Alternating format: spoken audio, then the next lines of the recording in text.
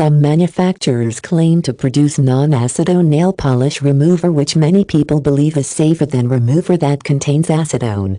These brands may contain methanol, a substance which can be more toxic than acetone if allowed to come into contact with the skin.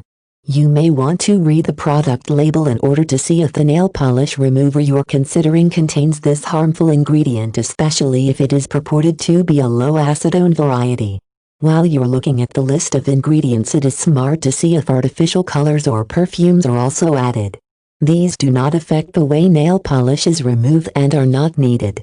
The sole purpose of these additives is to improve the look and smell of acetone nail polish remover, especially since this product often has a harsh chemical odor to it.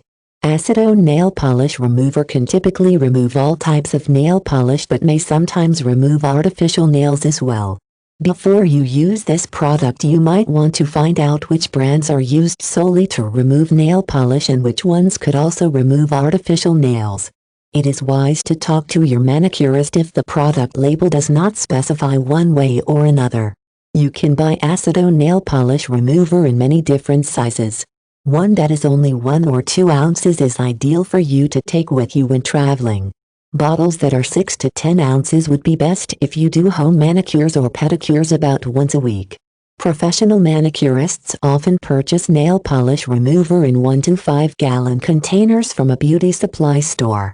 If you have friends who would like to split the cost of this purchase with you, buying nail polish remover in large quantities could save you money over buying the product from a department store.